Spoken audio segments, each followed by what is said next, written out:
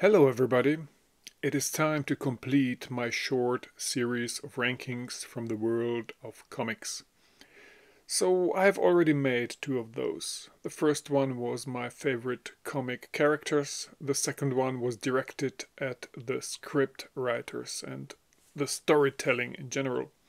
It is only logical to round it up now and get to the real heart of the matter, which is my 15 favorite comic drawers, designers and graphic artists. Let's begin.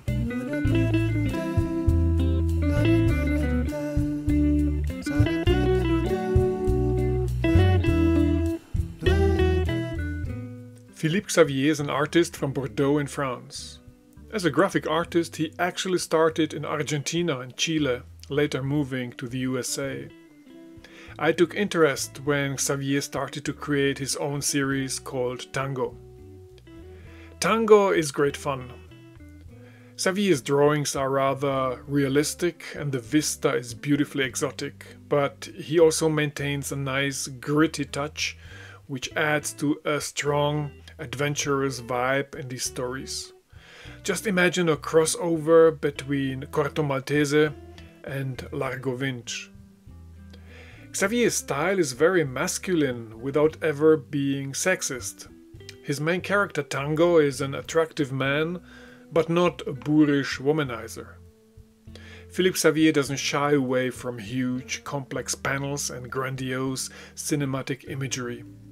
He loves to use a lot of empty space to show size and distance, but he also creates some really busy panels brimming with life and movement. The first volumes of Tango take place in the Caribbean and in South America, while the later parts shift to Southeast Asia. Xavier's series is a great example of a modern hard-boiled school with roots going back to the 1940s film noir. There's a lot of violence in these images, but also humanity and heroism.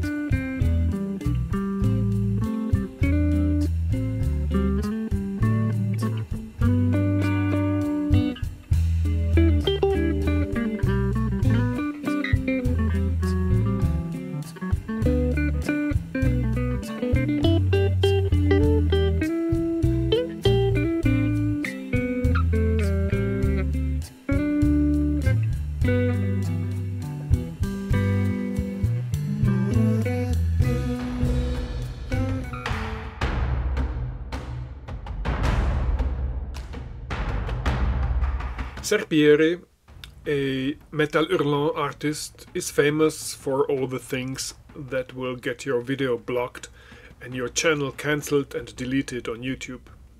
So let's see how it goes. Because now we are diving into the lush, provocative depth of European sci-fi erotica.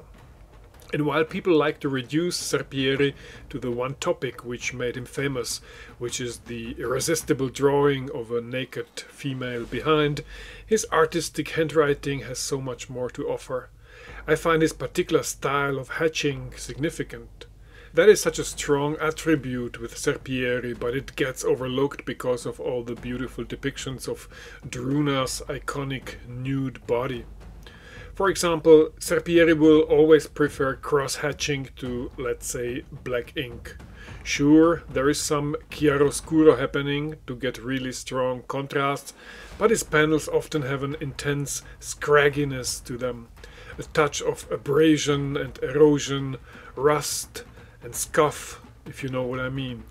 Serpieri achieves that with his signature style cross-hatching, creating this derelict atmosphere of decay and erosion. And that is a highly atmospheric contrast to the immaculate line of Druna's perfect body. Every panel feels sensual yet decaying, while the stories appear dreamlike, frequently creating a counterpoint between the erotic and the grotesque. And that is the eccentric, fetish-like sensuality of Druna, a world full of rubble where everything is kinda icky, rusty and lived in. People have applauded Serpieri for his skilled hand at beautiful A and T, or T and A if you prefer it that way around, But they have attacked him for a manipulative style of script writing where most scenes have only one motivation, which is to get Druna out of her clothes as quickly as possible. And that accusation is not wrong. Serpieri is maybe not the greatest scriptwriter, but I would make the argument that his obsessive erotica has an interesting cultural, almost archaic undertone. He's fascinated by the themes of the great goddess, while his storytelling reminds me a bit of Marquis de Sade and his Justine and Juliette stories. There is a very similar and rather aimless approach towards narrative. And his Druna often appears like a female version of the Greek mythological character of Orpheus in search of Eurydice in the underworld, similarly to Druna looking for Shastar. So there is more to Serpieri than Druna's breathtaking buttocks, but those certainly are a constant, pleasant sight.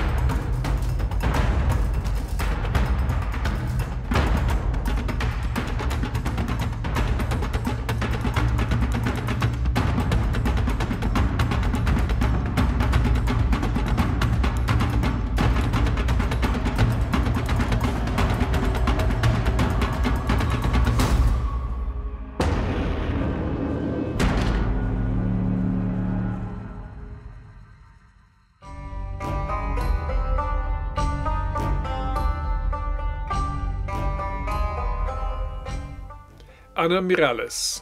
So the only woman in my list here. Make of it whatever you want. I probably don't care.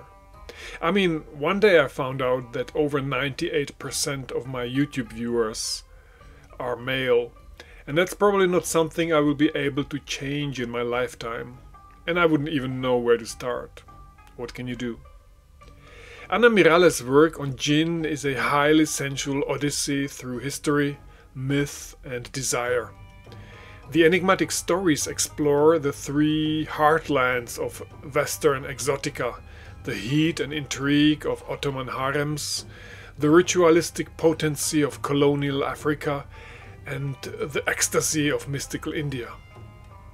Miralles creates her worlds through rich textiles and architectural splendor. She has a wonderful sense of human anatomy and regional interior design while retaining a delicate balance between realistic drawing and a more abstract, stylized aesthetic, which she applies, for example, while drawing faces. And it took me a while to like her faces, actually. The eroticism in Jinn is omnipresent. It's strangely woven into the narrative like silk through a tapestry, serving the story's themes of power, identity, and transformation. And Miralles reminds us that the sensual Western gaze at the Orient is not merely a male affair from the 19th century. Miralles claims this for women as well, and her hypnotic, immersive blend of adventure and sensuality is unapologetically feminine, unless you are of the prudish kind.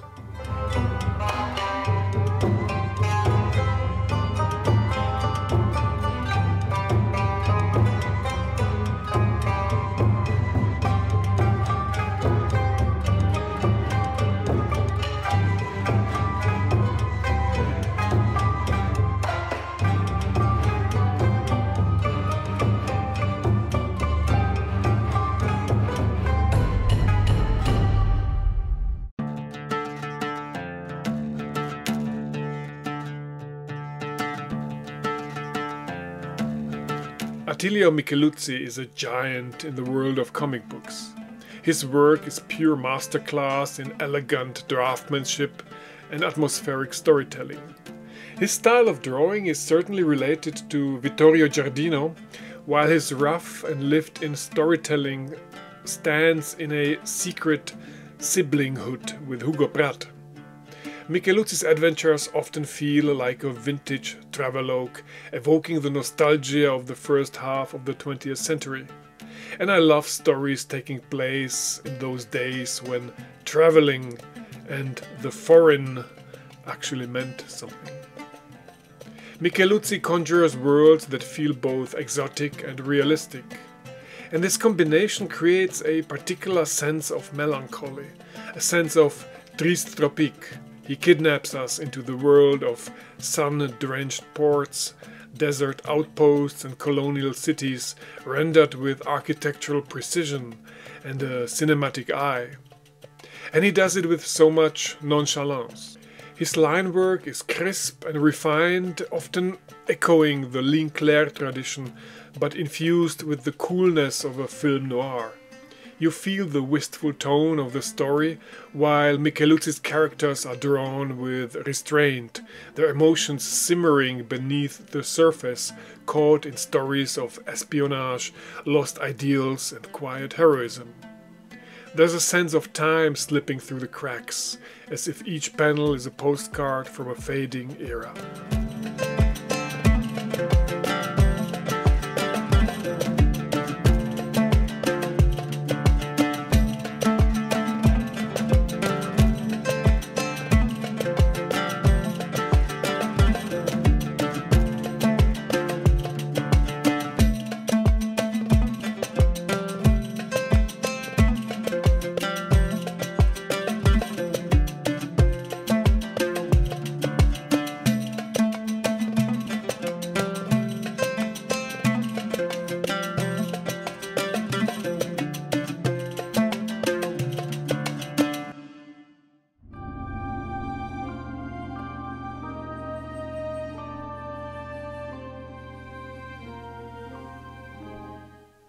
Marini's Les Aigles de Rome is a visual and narrative triumph, bold, visceral, and unapologetically operatic. The artist's name, the title of the series, and the detailed story taking place in the heart of the old Roman Republic, slowly descending into an empire under Emperor Augustus, all that has Italian written all over it, and yet Marini is actually from Switzerland, from the city of Basel. He famously relies much less on computers than other contemporary comic artists, and you can see it in the results, which show beautiful backgrounds drawn by water and oil colors, and that's why his comics always look so timeless and amazing. There's a tactile richness to his pages, with interesting details even in the background of the story. And there's a natural energy and vibe with his style of drawing. As both writer and artist, Marini crafts a sweeping historical epic set in ancient Rome, where politics, passion and warfare collide with Shakespearean intensity.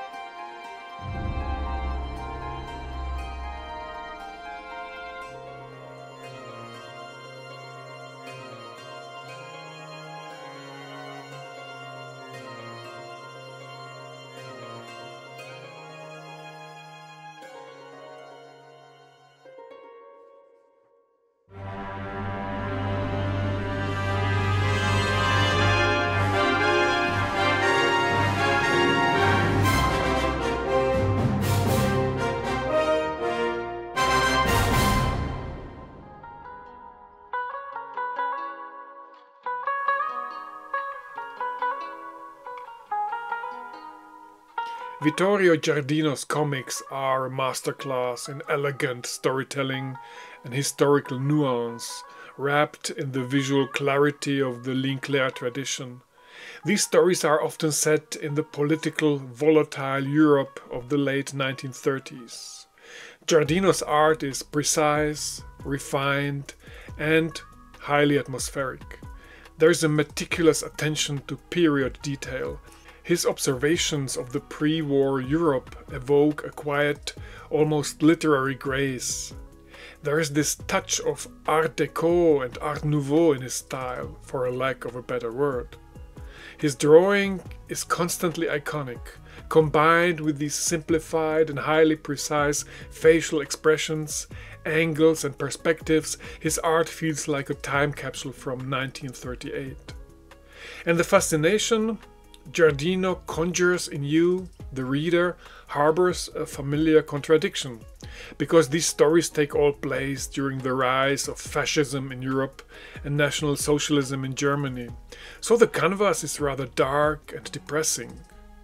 But Giardino gets away with it because of this compelling blend of intellectual intrigue and emotional restraint. Giardino doesn't rely on spectacle. Instead, he builds suspense through mood, pacing, and the weight of history pressing in from the margins. So there is an introspective, slow-burning quality to these books.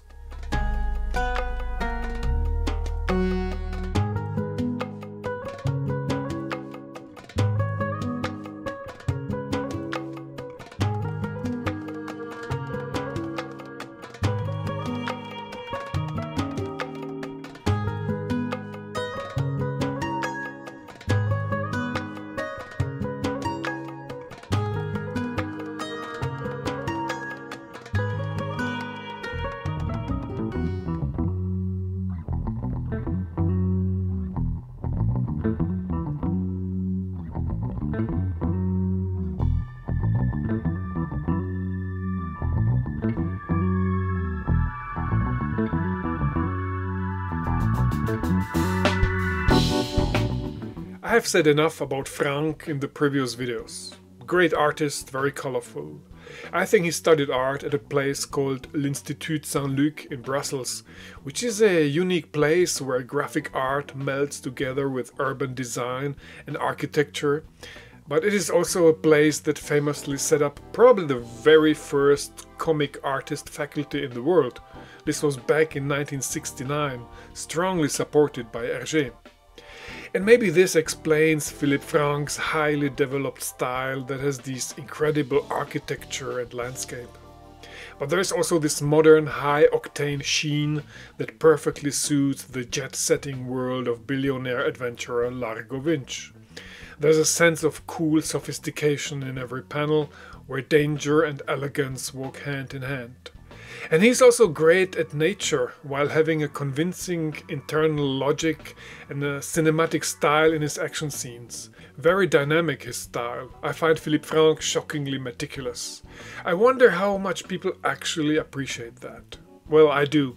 Sometimes I can spend minutes studying an establishing panel filled with details and beautifully capturing the atmosphere or scenery in Paris or Amsterdam or Venice or Istanbul. Philippe Frank wants you to feel like you have been there. Combined with the explosive color palette, Frank's style is there to lift your spirits, to take you on a journey far away from the daily grind of your life.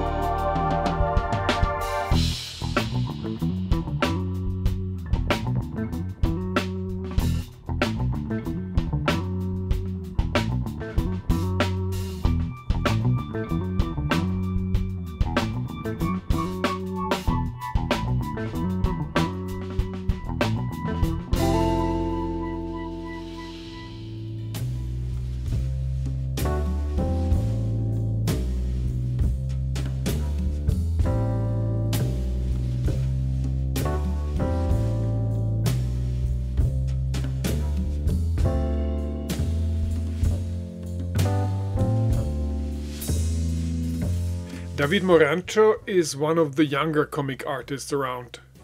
He easily might be the youngest one on my list here. His art is a sleek fusion of retro noir and pin-up art, perfectly suited to the moody intrigue of Sarah Lone and the adventurous spirit of Siggy. He has a wonderful style, very atmospheric. His female heroines always look very perky and sassy. His women have this flamboyant flair about them.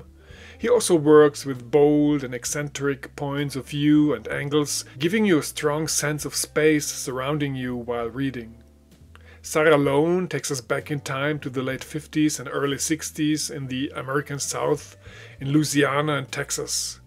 This is the story of a young woman who at first is getting by in a typical strip club, but falls into the clutches of the FBI, the mafia, and the omnipresent intelligence community in this region.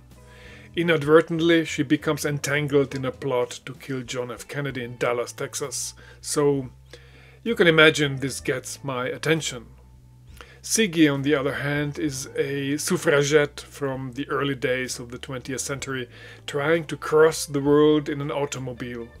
David Morancho proves here his talent for authentic landscape and large, impressive vistas. There is more to come from this artist, I'm sure of it.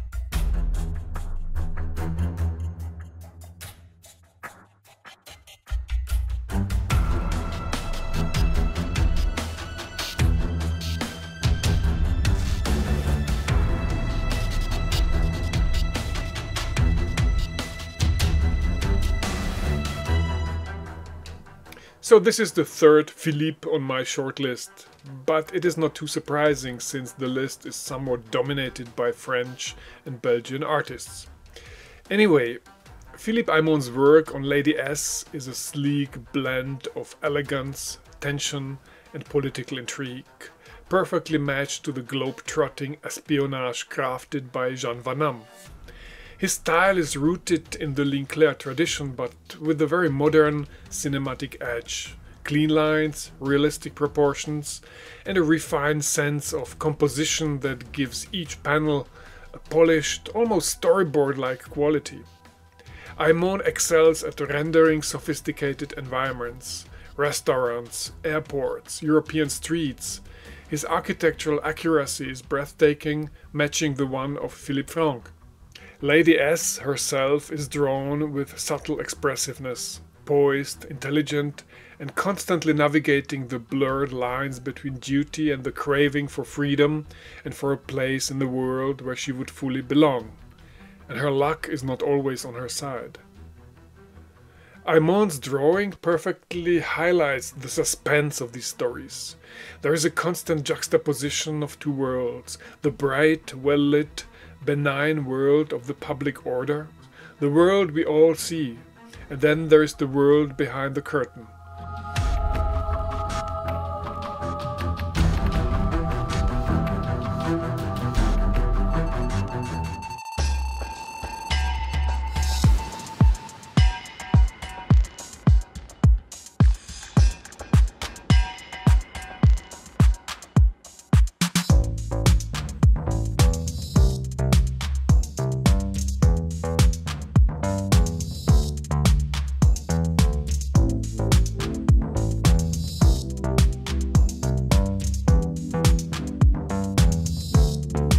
Hiroki Endo. So the only manga artist in my best of list. And one could be ironic about it, since Hiroki Endo might be one of those mangaka who seem to be quite influenced by the European or even American style of drawing. Endo is capturing a world ravaged by political collapse, pandemics, and existential dread. Here he can document the brutal realism with philosophical thoughts. Within the despair, Endo finds space for tenderness, introspection, and moments of quiet beauty. His art is gritty, but very precise. His characters are drawn with the weight of their choices. They can be strong and vulnerable at the same time. You can immediately feel that all the protagonists in the story have their own past, their own biography. The action scenes are visceral and kinetic and come with a complete absence of shortcuts. Endo never goes easy on himself. Just look at this single frame here, one of many thousands of panels in this long story. So you can see the back of Colonel Khan here in his jacket, which is made with carefully cut out screen tone. On the left you can see Wycliffe with his hat and his poncho or serap. Both serap and hat are filled with manual pointillism, while his clothing under the serap is done with classic hatching and cross-hatching to highlight the shadows. It is so much more there that actually meets the eye at first sight. Eden, It's an Endless World is an epic of 12 volumes and a great opportunity to get lost in this dystopian world full of plausible and fascinating characters.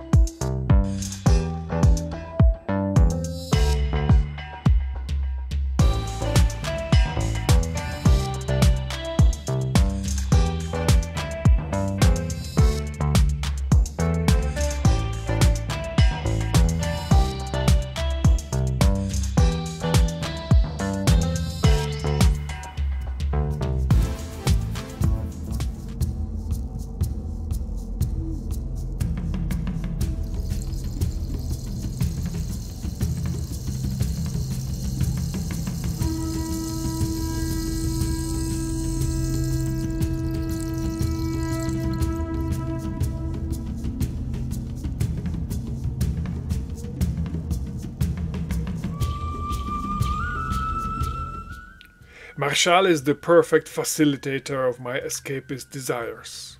I mean, Leo weaves a great enthralling yarn, but his drawing style, while being good, is a little stiff at times. But when Bertrand Marshall took over the graphic art for the second season of the Katie Austin stories, this became visually really breathtaking.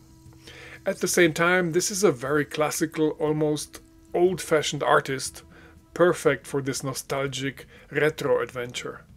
And in Amazonia his art is truly captivating.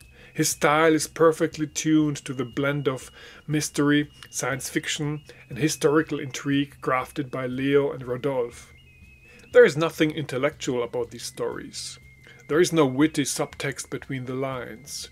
There are no postmodern statements being made. The Katie Austin stories are one thing and one thing only. They are a celebration of the adventurous pulp magazines of the 1940s and 1950s, with its curiosity and sense of modern mystery.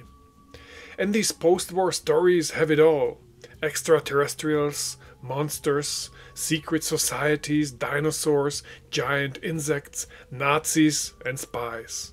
and a lot of beautiful exotica-soaked landscape. The Kate Austen stories feel like the last hurrah to a world that is now gone. It is an escapist and highly beguiling extravaganza, basically a crossover of Indiana Jones and the X-Files, celebrating a last time the end of an era. Those times when traveling still meant something and there was a sense of mystery and adventure awaiting us on foreign continents. But despite the perfunctory nature, these stories are curious, intelligent, and beautifully restrained. It's never too much, and you always want more.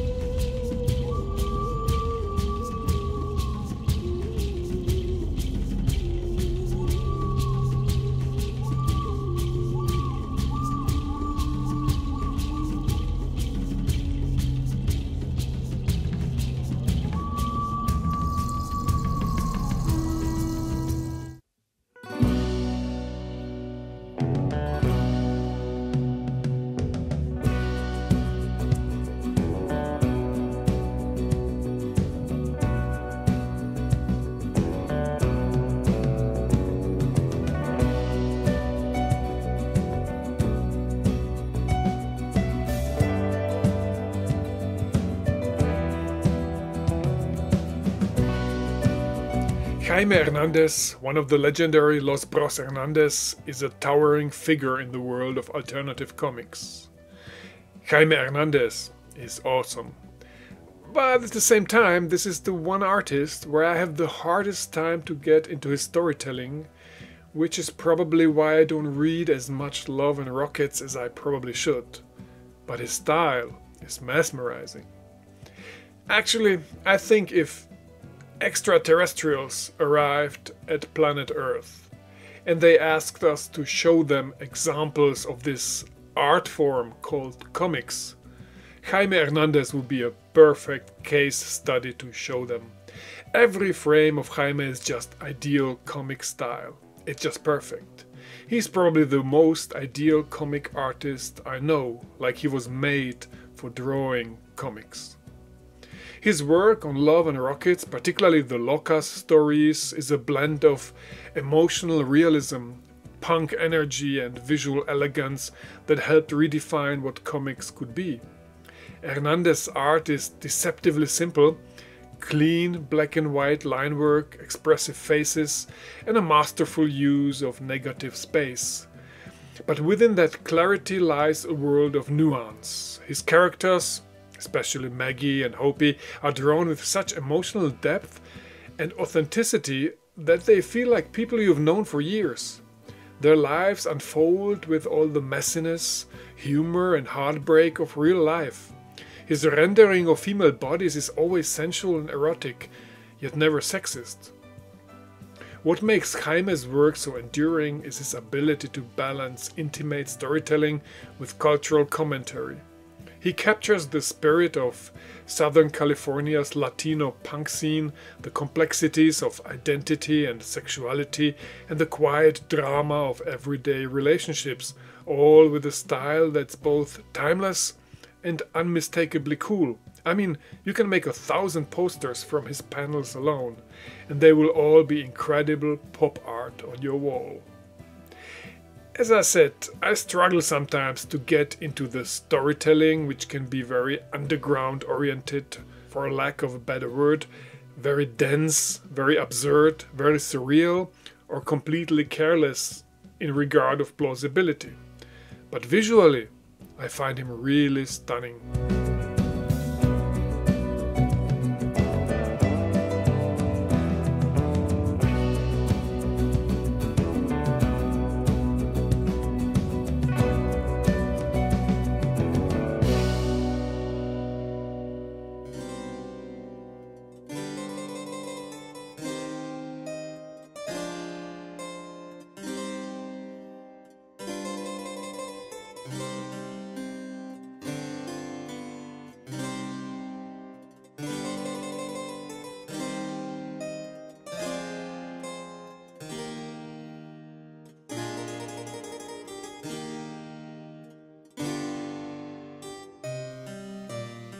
Milo Manara, after Serpieri, another Italian who achieved world fame through highly enticing boobs.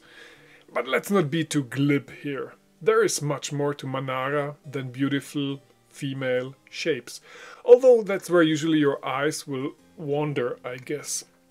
Milo Manara's Renaissance-inspired works, Caravaggio, Borgia, reveal a different facet of his genius, one that's historically rich, dramatically charged and visually sumptuous. In Caravaggio, Manara channels the rebellious spirit of the legendary painter Michelangelo Merisi with baroque intensity and emotional depth. His pages are drenched in chiaroscuro, echoing Caravaggio's own technique, light and shadow used not just for drama but for psychological weight.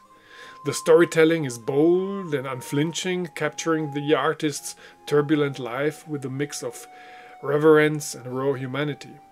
Borgia, co-created with Alejandro Jodorowsky, dives into the decadence and corruption of Renaissance Rome.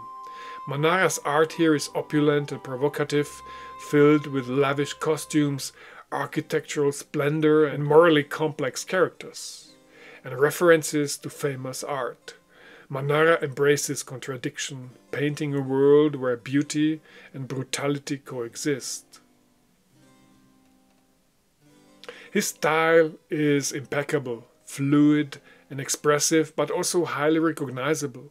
And besides his monumental historical work, he did actually create a lot of pure erotica. A good and very amusing example would be Gullivera, which is a tongue-in-cheek adaptation of Jonathan Swift's Gulliver's Travels, but this time with a woman as the main protagonist. So yeah, that is all kind of naughty shenanigans going on. A story of a naked woman lying on the beach while dozens of tiny people climb all over her. Whatever you may think right now, it probably happens in the story. There are even little children playing in her bush. What can I say? He's an Italian. But even in his most winkingly set up stories, there is a level which harbors a deeper meaning.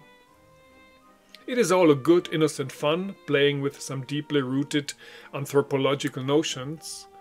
But beyond all the perkiness, there is a disclosure of some truly dark corners of the human psyche.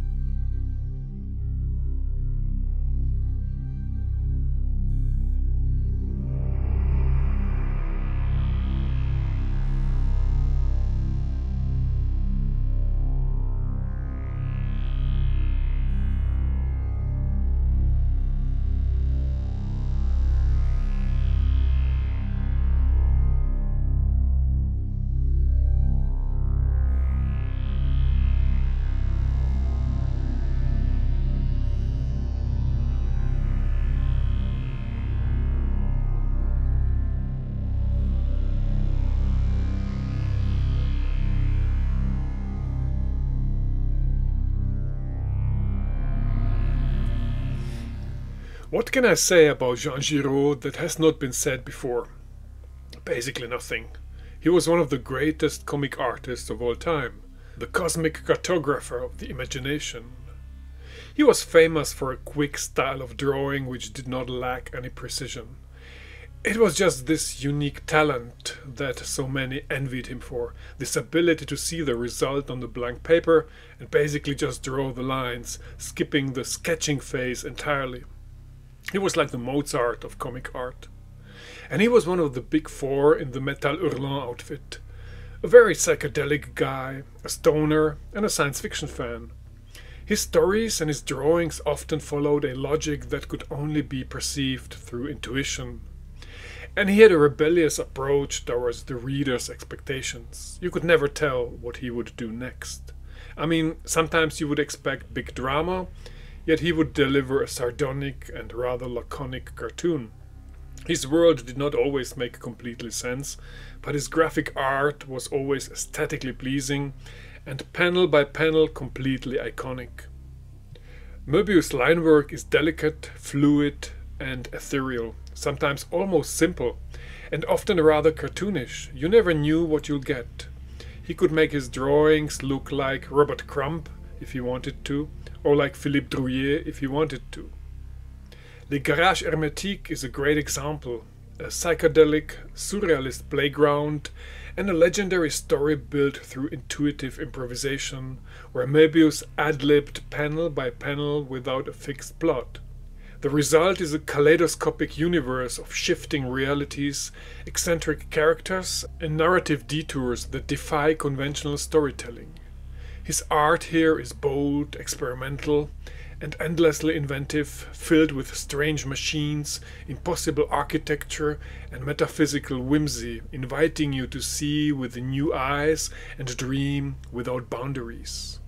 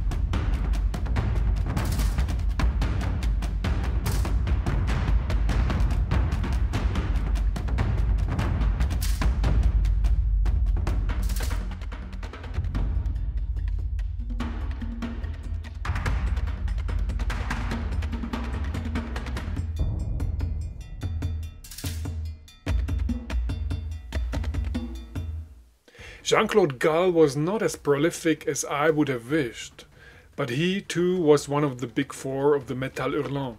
His collection of short stories called The Army of the Conqueror appeared with the issue #1. Gull was probably the most mad and detailed comic artist. There is a degree of detail and vibrancy in his work that is unheard of. But of course the price for this almost neurotic love for detail was a very slim output. It took him often years to finish one volume. Now, his three major bodies of work are all very archaic fantasy genre. The Army of the Conqueror, the Arn Saga, and Diosomante, which all have very renowned writing partners. Les Armées du Conquérant and the two Arn stories are all created together with Jean-Pierre Dionnet, again one of the big four of Métal Hurlant, while Diosomante was written by Alexandre Jodorowsky. Jean-Claude Gull's art is nothing short of monumental, a visual symphony of mythic grandeur. There is a sense of eternal weight in his compositions, even a sense of decay, like you are witnessing the last echoes of a forgotten epic. In Arn he chronicles a bloody quest for vengeance with operatic intensity, while Diosomante, co-created with Jodorowsky, explores themes of power, beauty, and sensual transcendence through a heroine who is both flawed and mythical. Gall's love for deep, rich perspectives and eccentric angles gives you a sense of grandiose architecture, while at the same time making this entire world lived in and strangely plausible. His art is awe-inspiring and timeless, and probably a good reminder to many contemporary graphic artists what it actually means to pour your heart and soul out to achieve a grandiose result that people talk about decades later. Now this is some labor of love.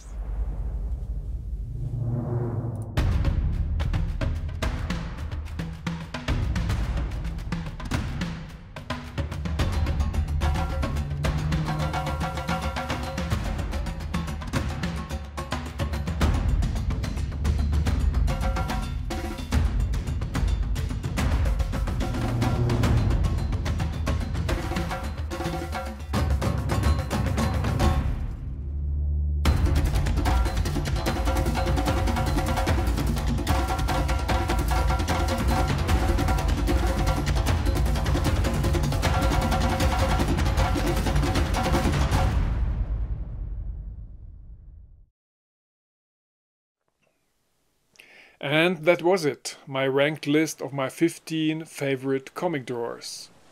This is all highly subjective, and mind you, I'm not a comics expert, especially because I am the opposite of a generalist or a collector when it comes to comics. My taste in comics is a wafer-thin slice through the art form, and what I'm interested in must come with a very particular set of parameters. When it doesn't, I'm not interested, as my list here probably shows quite clearly. And that's it for now. I hope you've enjoyed this presentation, and maybe you saw something that you find interesting and that you can pick up on your own and explore. Those are all great, fascinating adventures that certainly takes your mind off the realities of today's life. I wish you all the best. Have a nice day.